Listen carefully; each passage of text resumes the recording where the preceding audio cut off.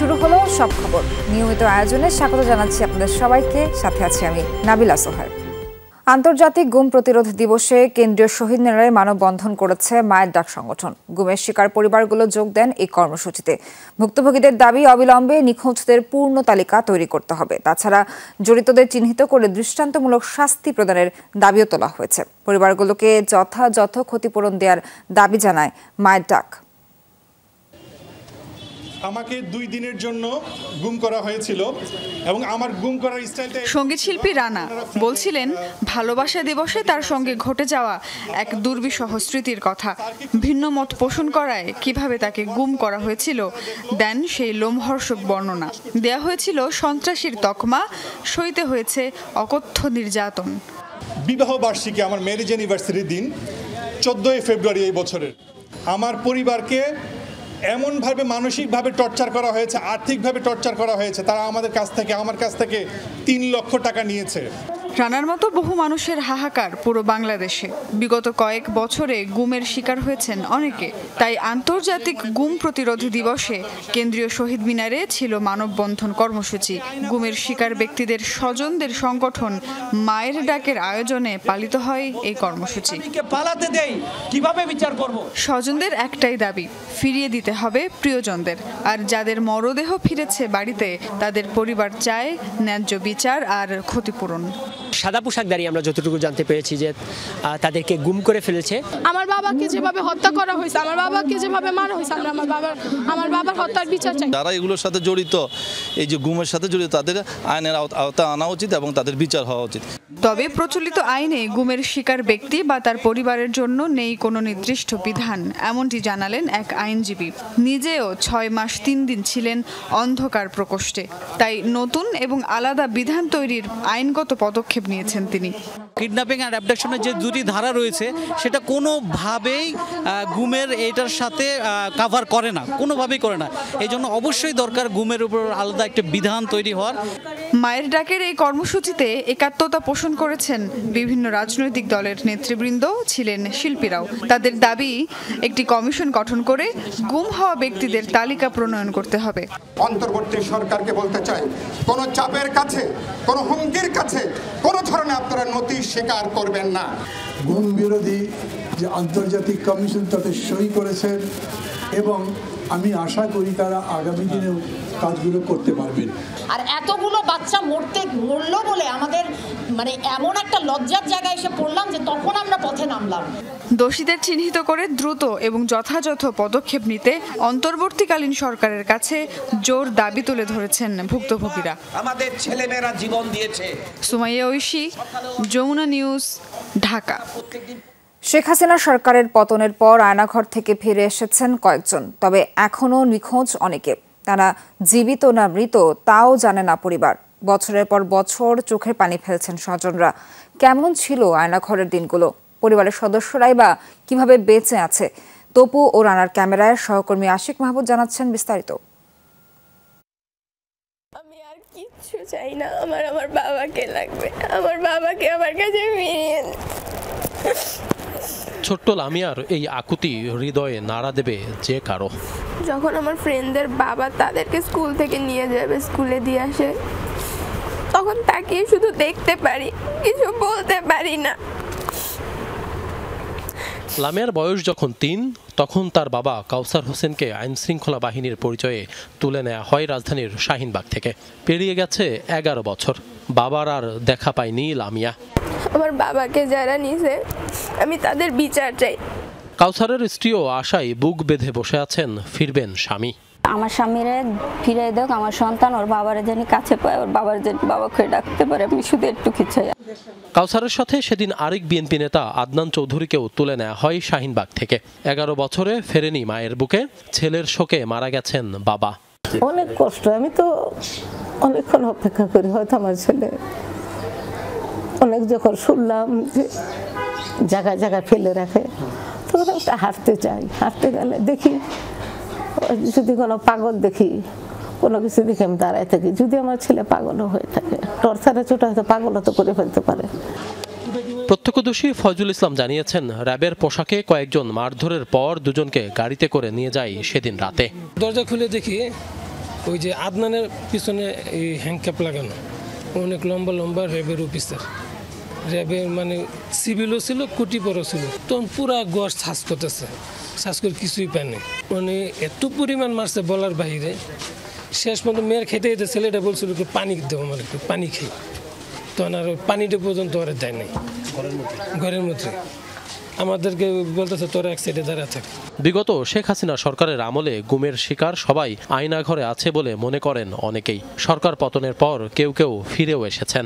আপনাকে আলো বাতাস শব্দ আপনার তথ্য ইনফরমেশন আপনি কিছুই পাবেন না, আর আপনি কিছু জানবেন না, জানাতেও পারবেন না।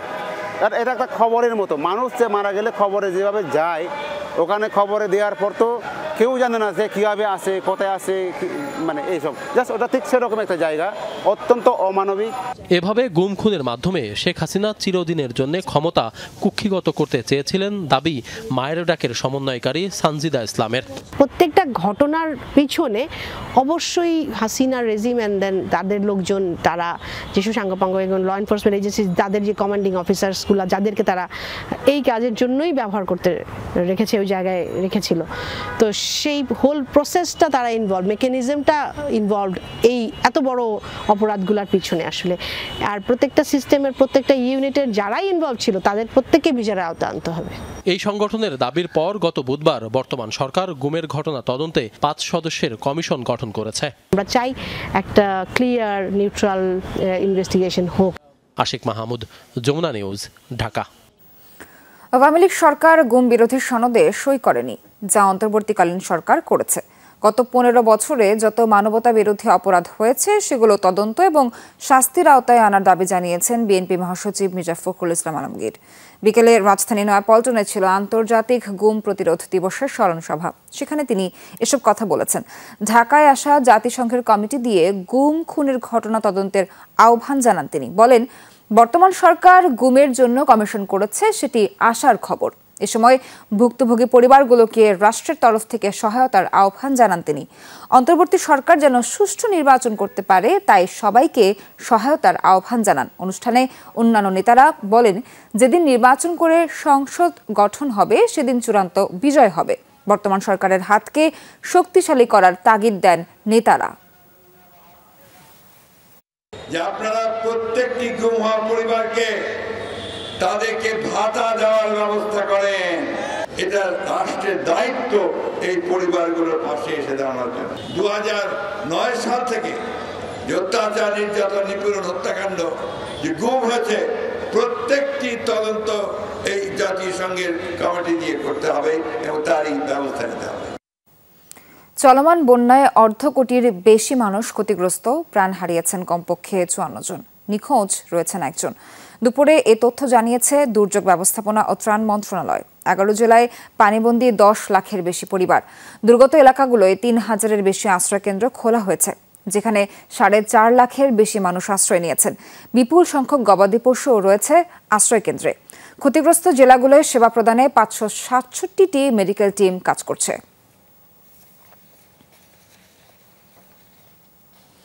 লক্ষ্মীপুর কুমিল্লার বন্যার পানি ডাকাতিয়া নদী হয়ে নামছে মেঘনায়। তাতে প্লাবিত চাঁদপুরের 4 উপজেলা, পানিবন্দী কয়েক লাখ মানুষ। এই অবস্থায় দুর্গতদের হাতে ত্রাণ পৌঁছে দিচ্ছে স্বেচ্ছাসেবী সংগঠনগুলো। অবশ্য সুষম বন্টন নিয়ে ভুক্তভোগীদের রয়েছে নানা অভিযোগ। চাঁদপুর থেকে জানাচ্ছেন আখলাক মুস্তাফা, ছবি তুলেছেন নির্মল চন্দ্র। বন্যার পানিতে ডুবে গেছে শ্যামলী রানীর রান্নাঘর আর চুলা। নাওয়া খাওয়া নেই আজ প্রায় 4 দিন। ভাঙতে শুরু করেছে ঘরের ভিটেও। পানি নামতে শুরু করলেও মেরামতেই এখন সবচেয়ে বড় দুশ্চিন্তা। পাকশাক করতে পারি না তো, যে কষ্টে পাকশাক করি ফ্যামিলি লিয়া। পানি আমরাই চাই তো, আমার পানি আসেনি, চুলো ভরে গেছে নিচে দিয়া। হাজীগঞ্জ উপজেলা সদর থেকে 40 কিলোমিটার দূরে গন্ধব্যপুর ইউনিয়ন। এখানে আছে গুচ্ছগ্রাম, পাশেই সনাতন ধর্মাবলম্বীদের 60 থেকে 70টি পরিবারের বসবাস। 10 দিনেও গ্রামটিতে আসেনি ত্রাণ। এতটুকু জল আমরা কিছু পাই নাই, আমরা অনেক কষ্টে আছি। গরম দিতে আছে, এইদিকে কোনো দেয় না, খাবার উবার দেয় না। বাচ্চা কাচ্চা বহুত কষ্টে আছে, উড়ানে অন হয় 1 আডু জল। দুর্গতদের খোঁজ খবর নিয়ে ত্রাণ পৌঁছে দিচ্ছে স্বেচ্ছাসেবী সংগঠনগুলো। শুকনো খাবারের পাশাপাশি প্রয়োজনীয় ওষুধ দিচ্ছে হিউম্যান এইড বাংলাদেশ ফাউন্ডেশন।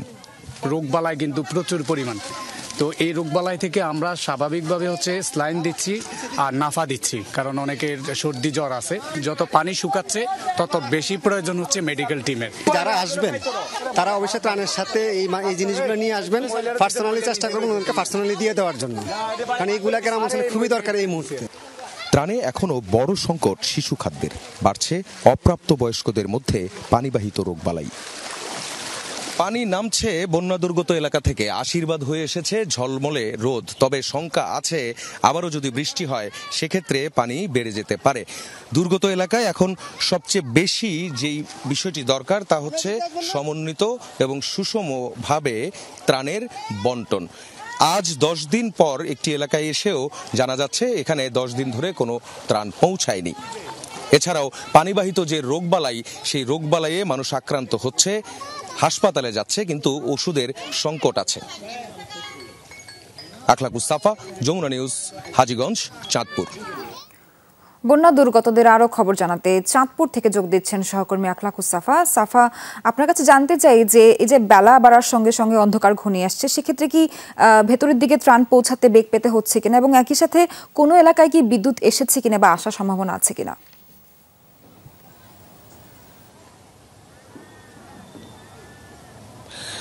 সোহার, বেশ কিছু এলাকায় বিদ্যুৎ এসেছে, কিন্তু বিদ্যুৎ আসার পরও সেটার যে ব্যবহার, সেই ব্যবহারটা আপনি কিভাবে করবেন সেটাই হচ্ছে সবচেয়ে বড় বিষয়। মানুষ তো পানিবন্দী অবস্থায় আছে, প্রায় কয়েক লাখ মানুষ বলা যায় 4টি উপজেলায়, চাঁদপুর জেলার মধ্যে যে উপজেলাগুলো আছে সেই উপজেলাগুলোতে।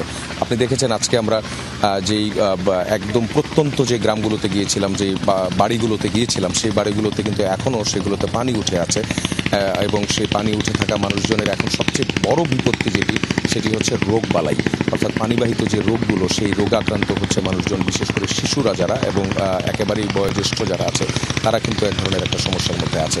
ত্রাণ যেগুলো বিভিন্ন বাড়িতে বাড়িতে পৌঁছে দেওয়া হয়েছে, মানুষজনের হাতে হাতে পৌঁছে দেওয়া হয়েছে, তারাও কিন্তু এই বিষয়গুলো বলছিলেন, তাদের কাছে ওষুধও দিয়ে আসা হয়েছে। এর পরবর্তীতে যে মেডিকেল টিম আছে, সেই মেডিকেল টিমের হয়তোবা চিকিৎসক যারা থাকবেন, তারা সঙ্গেই ওই এলাকাগুলোতে তারা যাবেন। এখন যে বিষয়টি হচ্ছে যে পানি নামতে শুরু করেছে। আপনি জানেন যে ডাকাতিয়া নদী হয়ে যে পানিটা মেঘনার দিকে যাচ্ছে, এই পানিটা এখন একটা শঙ্কার জায়গা আছে, সেটি হচ্ছে এখন না বৃষ্টি হয়। যদি বৃষ্টি হয় সেক্ষেত্রে কিন্তু আবারও পানি বাড়ার শঙ্কা রয়ে গেছে। যে জায়গাগুলো কিছুটা পানি সরে গিয়েছে, সেই জায়গাগুলোতে ক্ষতচিহ্ন একেবারেই স্পষ্ট। যে রাস্তাঘাট যেগুলো আছে, গ্রামের যে মেঠো পথ যেগুলো ছিল, সেগুলো কিন্তু সব এখন একদমই ক্ষতিগ্রস্ত হয়ে গেছে। সেই রাস্তাগুলো যে পুনরায় আবারও নির্মাণ করা, এই বিষয়গুলো কিন্তু এখন একটা বড় চ্যালেঞ্জ। এছাড়াও ত্রাণের যে খাবারগুলো আসছে, আমরা যে বেশিরভাগই দেখছি যে শুকনো খাবারগুলো আছে, এর সঙ্গে এখন কিন্তু দরকার পর্যাপ্ত মেডিকেল সাপোর্ট, অর্থাৎ মেডিকেল ইকুইপমেন্ট দরকার, ওষুধ দরকার, এবং সেই জায়গাতে হচ্ছে সমন্বয় করে কিন্তু এই বিষয়গুলো কোন কোন জায়গায় পাঠানো উচিত, এই বিষয়গুলো এখন লক্ষ্য করার আসলে সময় এসেছে। এলাকার মানুষ এখনও তারা পানিবন্দী, এখনও তারা দুর্ভোগের মধ্যে আছেন, নাওয়া নেই খাওয়া নেই এমন একটা পরিস্থিতির মধ্যে আছেন, আজ খেলে কাল খেতে পারছেন না এমন একটা অবস্থার মধ্যে আছেন। সবাইকে আসলে এগিয়ে আসার কথাই বলা হচ্ছে এখন পর্যন্ত, এবং সবাই যাতে সমন্বিতভাবে এগিয়ে আসেন, সুপরিকল্পিতভাবে যাতে কাজগুলো করেন, মানুষের হাতে হাতে যেন ত্রাণটা পৌঁছায়, এটাই হচ্ছে এখন সবচেয়ে বড় বিষয়। সাফা, অনেক অনেক ধন্যবাদ আপনাকে যুক্ত হওয়ার তথ্য দেওয়ার জন্য। যেতে চাই লক্ষ্মীপুরে, সেখানে আছেন আমাদের সহকর্মী আনিস কবির। আনিস, আপনার কাছে জানতে চাই যে কেমন সংখ্যক মানুষ আসলে আশ্রয় কেন্দ্র থেকে বাড়িতে ফিরতে শুরু করেছেন, এবং যারা ডুবে যাওয়া ঘরবাড়ি মেরামতের জন্য চেষ্টা করছেন তাদেরকে কোনো সহায়তা করা হচ্ছে কিনা? সোহার, আসলে আপনি যেটি বলছেন যে আশ্রয়কেন্দ্র থেকে মানুষ বাড়ি ফেরার কথা, সেটা আসলে কিন্তু এখন অনেক সময় লাগবে, কারণ এখানে যে পানি নামতেছে এটি আসলে খুবই ধীরগতি। আমি যদি একটু দেখানোর চেষ্টা করি যে বর্তমান পানি রাস্তায় এবং রাস্তার পাশে বাড়িঘরগুলো যে দুর্গম এলাকায় এখনো কিন্তু কোমর পর্যন্ত এবং বুক পর্যন্ত পানি রয়েছে। মানুষ কিন্তু এখনো অনেক দুর্ভোগে রয়েছেন, কারণ তারা বাড়িতে যাবে না, কখন যাবে, যেতে পারবে কিনা সেটি এখন কোনো চিন্তার বিষয়। যে অবস্থা এখনো বন্যার পানি নামতেছে, যেভাবে পানি নামতেছে এভাবে আবার কবে যে বাসায় গিয়ে গিয়ে বা বাড়িতে গিয়ে তাদের সেই গৃহস্থালী যে ঘরগুলো রয়েছে সেগুলোতে তারা পুষতে পারবে কিনা সেটি এখন তাদের বিষয়ে দুশ্চিন্তা হয়ে রয়েছে এখনো। কারণ লক্ষ্মীপুর জেলায় বর্তমানে যেটি রয়েছেন সেই রহমতখালী খাল, সেই খাল দিয়ে কিন্তু এখনো কিন্তু পানি নামতেছে না, খুব ধীরগতিতে পানি নামছে, যার একটিমাত্র কারণ খালের বিভিন্ন স্থানে জবরদখল করা আছে এবং খালের আশেপাশে কিন্তু ময়লা জমানো আছে। এই ময়লাগুলো না থাকার কারণে এবং না থাকার কারণে পানি কিন্তু খাল দিয়ে নামতে পারছেন না, যার কারণে মানুষের কিন্তু এখন অনেক দুর্ভোগ রয়েছে। যেটি যদি সংস্কার করে সুন্দর করে পরিষ্কার করে দেওয়া হয় এবং দখলগুলো যদি মুক্ত করে দিয়ে দেওয়া হয় তাহলে কিন্তু পানি দ্রুত নেমে যাবে বলে আমরা দেখতে পাচ্ছি। তবে এই বিষয়ে জেলা প্রশাসক কিন্তু কথা বলেছে, তিনি কিন্তু এই বিষয়ে কোনো সতর্ক দিতে পারেন না। তিনি বলছেন যে 50 বছরের কাজ কিন্তু 2 দিনে কিন্তু করা যায় কিনা সেটি দেখার বিষয়। সেটি বলছেন যে আমি বলছি সেটি বলছেন কিন্তু সেটি আসলে 2 দিনে করা যায় কিনা, তারপর কিন্তু সদিচ্ছা থাকলে কিন্তু সেটি করা যায় বলে স্থানীয়ভাবে আমরা জানতে পেরেছি। তবে এদিকে লক্ষ্য করা যাচ্ছে যে মানুষের যে দুর্ভোগ রয়েছে দুর্গম এলাকাগুলোতে সেটি কিন্তু এখনো ত্রাণ পৌঁছানো যাচ্ছে না, যার কারণ হচ্ছে সড়কগুলোতে এখনো কোমর পর্যন্ত পানি, হাঁটুর উপর পানি পর্যন্ত চলাফেরা করা যাচ্ছে না, যার নৌকা ছাড়া কোনো উপায় নেই। কারণ এখন পর্যন্ত নৌকা কিন্তু এখানে পাওয়া যাচ্ছে না, যার কারণে দুর্গম এলাকায় মানুষ কিন্তু ত্রাণ পাওয়া যাচ্ছে না বলে আমরা দেখতে পাচ্ছি। আনিস দেখাচ্ছিলেন যে লক্ষ্মীপুরে এখনো বন্যা পরিস্থিতি অপরিবর্তিত। ধন্যবাদ আপনাকে। আজও থেমে নেই টিএসসিতে বৈষম্য বিরোধী ছাত্র আন্দোলনের গণত্রাণ সংগ্রহ কার্যক্রম। সাপ্তাহিক ছুটির দিন শুক্রবারও শত শত মানুষের দেখা মিলেছে ঢাকা বিশ্ববিদ্যালয় এলাকায়। ব্যক্তি বা প্রতিষ্ঠান সবারই চেষ্টা ছিল নিজের সর্বোচ্চ দিয়ে বন্যার্তদের পাশে দাঁড়ানোর। রিকশা চালক থেকে শুরু করে প্রবাসী সবাই আছেন অনুদান দেয়ার মিছিলে। শত শত মানুষের ভিড়ে টিএসসিতে আসা মুক্তা, নাসিমা ও নাদিয়ার কথা আলাদা করে বলতেই হয়। 3 দিনে বাউনিয়া ও ইসিবি চত্বরে দাঁড়িয়ে শুধুমাত্র রিকশা চালকদের কাছ থেকে সংগ্রহ করেছেন অনুদান। 2 টাকা 5 টাকার পাশাপাশি হাজারো কয়েন জুড়ে ছিল শ্রমজীবী মানুষের ভালোবাসা। 3 বান্ধবী রিকশা চালকদের এই ভালোবাসা তুলে দেন বন্যার্তদের জন্য। ধনী যারা তারা দিতে চায় না, কিন্তু রিকশাওয়ালারা মানে আমরা রাস্তায় যখন হাঁটি তখন বলে আমরা প্রতিদিনই দিব, মানে আমরা 2 দিন যে গেছি প্রতিদিন এক রিকশার কাছে যে কয়বার চাইছি সে কয়বার সাহায্য করতে, যে বাবা আমরা কত দিব। তো আমি বলছি যে আঙ্কেল আপনাদের কাছে ছাড়া আমরা কাদের কাছে আসবো, আমরা তো ওনারা তো অনেক কষ্টে আছে, আমরা তো খেতে পারতেছি, ওনারা তো তাও খেতে পারতেছে না, তো ওনাদের যদি আপনারা সাহায্য করে না করলে কারা করবে। হ্যাঁ বাবা বুঝছি, তোমরা যখনই আসবে আমরা যে কয়টাকেই পারে আমরা সাহায্য করবো। 70 ঊর্ধ্ব রওশনারা বেগমের গল্পটা আবার অন্যরকম। নিজের মেয়ে এবং নাতনিদের সাথে নিয়ে টিএসসিতে এসেছেন তারুণ্যের জয়যাত্রা দেখতে। দুর্যোগের মাধ্যমেই দেশে ঐক্যের দেখা মিলেছে বলে জানান রওশনারা। আমাদের চিন্তাধারা ভালো থাকতে হবে, মানুষের জন্য মানুষের করতে হবে। ও যে একটা সেই কামিনীর একটা পদ্য আছে না, আপনার তরে আসেনি আমি, হ্যাঁ অবনী পরে। আপন নিজের জন্য শুধু পৃথিবীতে আমি আসি নেই, আমরা 5 জনের জন্য আসছি, 5 জনকে সাহায্য করার জন্য আসছি, তাই নয় কি? এর মাঝেও ছিল বঞ্চনার গল্প। প্রশাসনে রাজনীতিকরণের প্রভাব থাকার জন্য দীর্ঘদিন পদোন্নতি বঞ্চিত 194 জন উপসচিব নিজেদের সামর্থ্য দিয়ে এগিয়ে এসেছেন বন্যার্তদের জন্য। তাদের আশা বৈষম্য বিরোধী আন্দোলন সফল হবার পর কর্মক্ষেত্রেও দূর হবে বৈষম্য। আমরা চাকরিতে ঢোকার পরে বৈষম্যের শিকার, এটা হয়তো সবাই জানতে পারছেন না, কিন্তু আমরা নিজেরা সেটার বৈষম্যের শিকার হয়ে বুঝতে পারছি যে শুধু ঢোকার সময় বৈষম্য বিরোধ করলে হবে না, ঢোকার পরেও যাতে বাংলাদেশ সিভিল সার্ভিসে কোনো রকমের কোনো বৈষম্য না থাকে। আমাদের 194 জন সদস্য আছে এই বঞ্চিত উপসচিব, এদের ভিতর স্বতঃস্ফূর্তভাবে প্রায় 100 জনের মতো টাকা দিয়েছে আমাদের, সেই টাকায় আমরা 5 লক্ষ টাকা একত্রিত করে এই বন্যার্তদের জন্য দিলাম। সহায়তা দেয়ার এই মিছিলে ছিলেন ছাত্র, শিক্ষক, পেশাজীবী কিংবা প্রবাসী বাংলাদেশি। 96 জন শিক্ষক আছি আমরা, এদের প্রত্যেকের একদিনের স্যালারি প্লাস শিক্ষার্থীদের কাছ থেকে, অভিভাবকদের কাছ থেকে সংগ্রহ করা অর্থ নিয়ে এই বন্যার্তদের পাশে দাঁড়ানোর জন্য এসেছি। বন্যায় অনেকেই কষ্ট করছে, অনেকের পশু পাখি ভেসে যাচ্ছে বন্যায়, অনেকেই নিজেদের ঘর বাড়ি হারাচ্ছে, এই জন্য আমি ওদেরকে টাকা দান করেছি। নগদ অর্থ ও সামগ্রী সংগ্রহের পাশাপাশি স্বেচ্ছাসেবকরা ব্যস্ত ছিলেন বন্যার্ত এলাকায় ত্রাণ পৌঁছানোর কাজে। ভাস্কর ভাদুরী, যমুনা নিউজ, ঢাকা। অন্তর্বর্তীকালীন সরকারের প্রধান হিসেবে দায়িত্ব নেওয়ায় ডক্টর মোহাম্মদ ইউনূসকে ফোন করে অভিনন্দন জানিয়েছেন পাকিস্তানের প্রধানমন্ত্রী শাহবাজ শরীফ। ফোন আলাপে বাংলাদেশের আর্থসামাজিক উন্নয়নে ডক্টর ইউনূসের অবদানের প্রশংসা করেন পাকিস্তানের সরকার প্রধান। চলমান বন্যায় ব্যাপক ক্ষয়ক্ষতির ঘটনায় সমবেদনা জানান তিনি।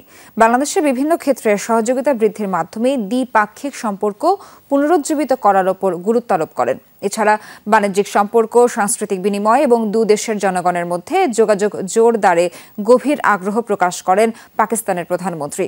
দুদেশের জনগণের অগ্রগতি সমৃদ্ধির জন্য ঘনিষ্ঠভাবে কাজ করতে উভয় নেতা সহমত পোষণ করেন। ফোন দেওয়ার জন্য পাকিস্তানের প্রধানমন্ত্রীকে ধন্যবাদ জানান ডক্টর ইউনূস। এদিকে বাংলাদেশের অন্তর্বর্তীকালীন সরকারের সাথে কাজ করবে ভারত, এমনটাই জানিয়েছেন দেশটির পররাষ্ট্রমন্ত্রী সুব্রমণিয়াম জয়শঙ্কর। নয়াদিল্লিতে একটি বইয়ের প্রকাশনা অনুষ্ঠানে ভারতীয় পররাষ্ট্রমন্ত্রী বলেন, ঢাকা ও নয়াদিল্লি উভয়ের স্বার্থ বিবেচনায় নিয়েই তারা কাজ করবে। বাংলাদেশ for obvious reasons সাম্প্রতিক সময়ে বাংলাদেশের রাজনীতিতে পরিবর্তন এসেছে, যার ব্যাপারে সবাই অবগত।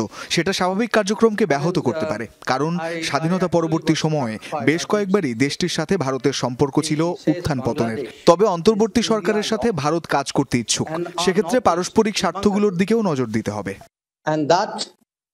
যে কোনো ক্রান্তিকালে ছাত্র জনতা ঐক্যবদ্ধ থাকলে বাংলাদেশ কখনোই পথ হারাবে না, এ মন্তব্য করেছেন জামায়াতের আমির ডক্টর শফিকুর রহমান। বিকেলে ইঞ্জিনিয়ার্স ইনস্টিটিউশনে ছিল ঢাকা মহানগর উত্তর পেশাজীবী সংগঠনের সমাবেশ। সেখানেই প্রধান অতিথির বক্তব্যে জামায়াতের আমির বলেন, তরুণ ছাত্র সমাজের নেতৃত্বেই আগামীর বাংলাদেশকে সুন্দরভাবে গড়ে তোলা হবে। তাদের এই আন্দোলনে সকল পেশাজীবীকে এক হয়ে কাজ করার আহ্বান জানান তিনি। আওয়ামী লীগ সরকারের জুলুম নির্যাতনের কথা উল্লেখ করেন জামায়াতের আমির। বলেন, প্রতিবাদ করা তো দূরের কথা, রাষ্ট্রযন্ত্রের বিরুদ্ধে কথা বলারও সুযোগ ছিল না কারো। এমনকি সাংবাদিকরাও স্বাধীনভাবে লেখা বা মত প্রকাশের সুযোগ পায়নি। আগামীর বাংলাদেশে সবাই তার নিজ নিজ অধিকার ফিরে পাবেন বলেও জানান ডক্টর শফিকুর রহমান।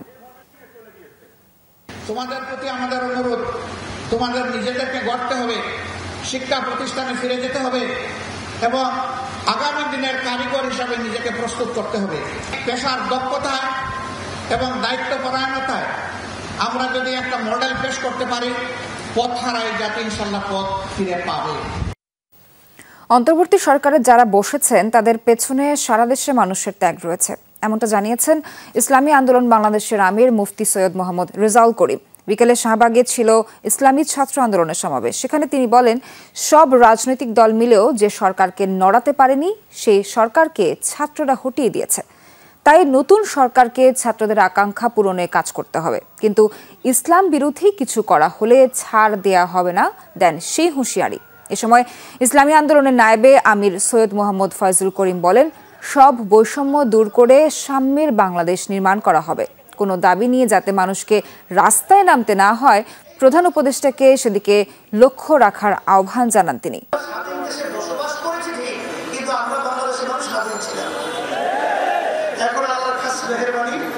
এখন আমরা স্বাধীনতা দেশে বাস করছি, স্বাধীনভাবে কথা বলতে পারছি।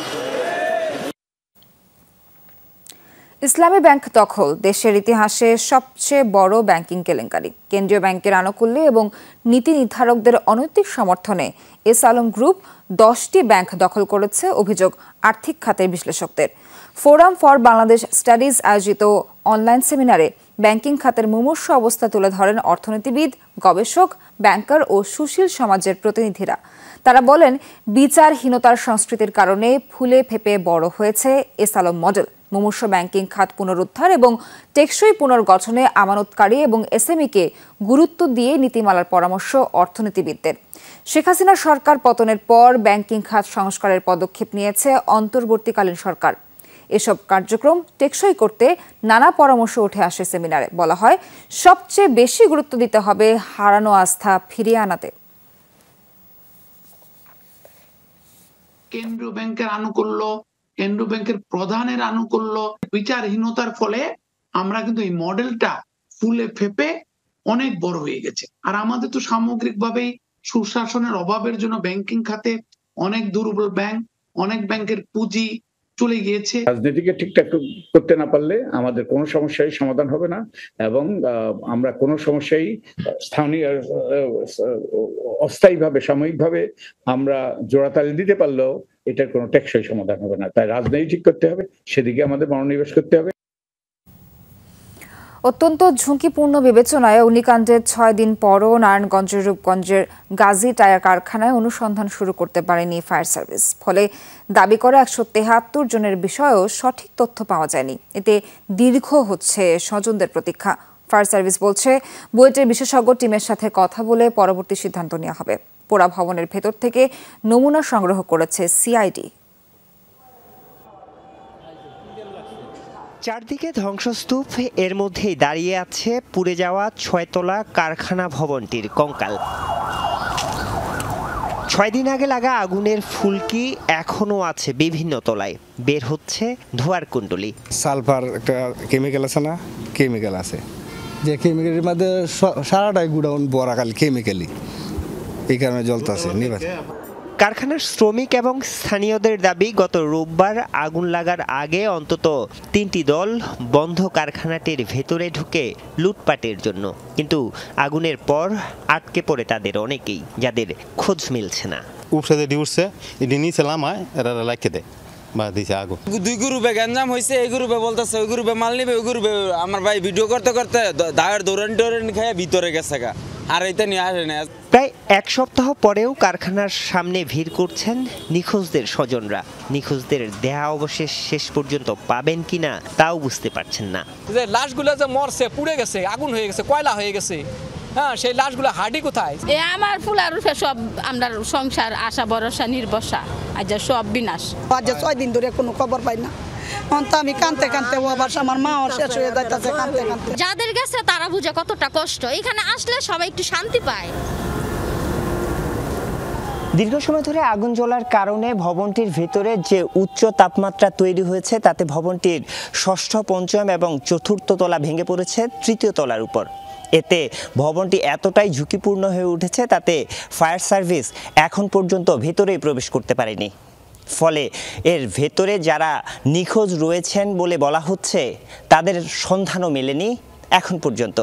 জেলা প্রশাসনের সাথে সমন্বয় করে নিখোঁজ দাবি করা 173 জনের একটি তালিকা তৈরি করেছে ফায়ার সার্ভিস। তবে ভেতরে খুঁজে দেখার মতো অবস্থা নেই সেখানে।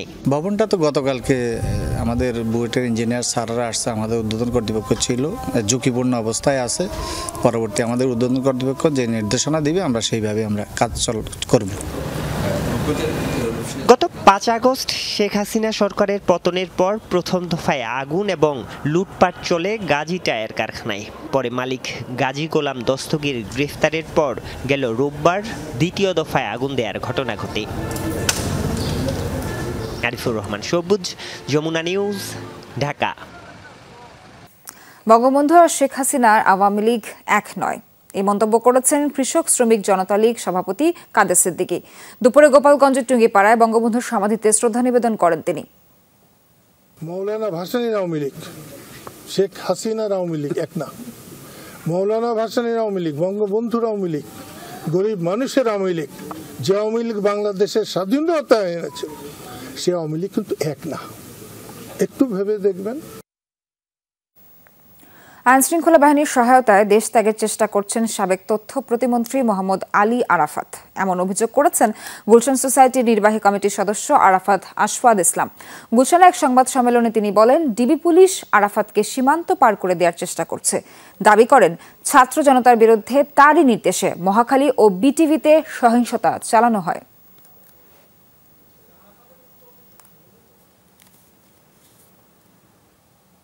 যারাই এখন ওনাকে আশ্রয় দিয়ে আছেন তাদেরকে আমি একটু সতর্কবার্তা দিতে চাই যে ওনাকে পার করে দিলে কিন্তু আপনারা পার পাবেন না, কারণ উনি কোনো সাধারণ ছোটখাটো কোনো আসামি না, উনি অনেক বড়, উনি অনেক গভীরে করেছেন। গোয়েন্দা বিভাগের ডিবি নর্থদের যেই দুজনের নাম শোনা যাচ্ছে ট্রাই করছে কুমিল্লা সিলেট দিয়ে পার করার, তাদেরকে আমি বলছি ছাত্র জনতা আপনাদের মাফ করবে না। সাবেক এমপি আনার হত্যা মামলার মূল অভিযুক্ত জিহাদ হাওলাদারকে 14 দিনের জন্য কারাগারে পাঠানো হলো। শুক্রবার পশ্চিমবঙ্গের উত্তর 24 পরগনা জেলা আদালত এই আদেশ দেন। শুক্রবার তাকে বারাসাতের আদালতে তোলা হয়। তবে প্রবীণ এক আইনজীবীর আকস্মিক মৃত্যুতে বন্ধ ঘোষণা করা হয় শুনানি, যে কারণে তাকে জেলে পাঠানোর সিদ্ধান্ত হয়। আগামী 13 সেপ্টেম্বর আবারও তাকে বারাসাতের আদালতে তোলা হবে। মে মাসে কলকাতায় হত্যাকাণ্ডের শিকার হন বাংলাদেশের ঝিনাইদহ 4 আসনের এমপি আনোয়ারুল আজিম আনার। হত্যার পর তার মরদেহ টুকরো টুকরো করে বিভিন্ন স্থানে ফেলা হয়। এখনও পুরো মরদেহ উদ্ধার করা সম্ভব হয়নি। রাজধানীর হাতিরঝিলে হয়ে গেল 7.5K run. Ultra camp runners UCR এর আয়োজনে অংশ নেন বিভিন্ন বয়সী 1500 জন প্রতিযোগী। দৌড় শেষে মেডেল ও পুরস্কার দেওয়া হয় তাদের। এই আয়োজনের মিডিয়া পার্টনার যমুনা টেলিভিশন।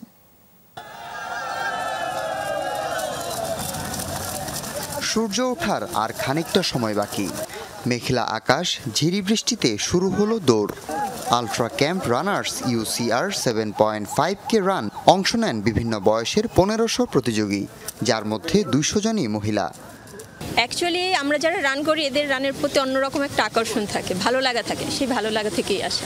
অনেক মানুষ থাকে, এখানে একটা আনন্দময় পরিবেশ তৈরি হয়। ফিট থাকার জন্য আমার মনে হয় ছেলে মেয়ে সবারই উচিত ম্যারাথন বা এই টাইপের ফিটনেস যেই অ্যাক্টিভিটিসগুলো আছে সেগুলোতে অ্যাটেন্ড করা।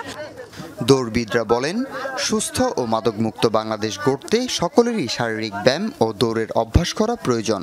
ম্যারাথন করি ফিজিক্যালি এবং মেন্টালি ভালো থাকার জন্য, এটা হচ্ছে মেইন অবজেক্টিভ। সেই জন্যই আজকে রান করার জন্য আসছি। সুস্থ দেহ এবং মনের জন্য এবং মাথাকে ঠান্ডা রাখার জন্য, সুন্দরভাবে কাজে মনোনিবেশ করার জন্য আমি মনে করি রানটা প্রত্যেকটা মানুষের জন্য খুবই জরুরি।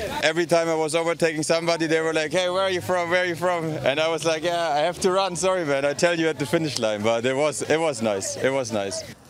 আয়োজকরা জানান, দেশের এই দুর্যোগ মুহূর্তে নগরবাসীর মানসিক ও শারীরিক প্রশান্তির জন্যই এমন উদ্যোগ।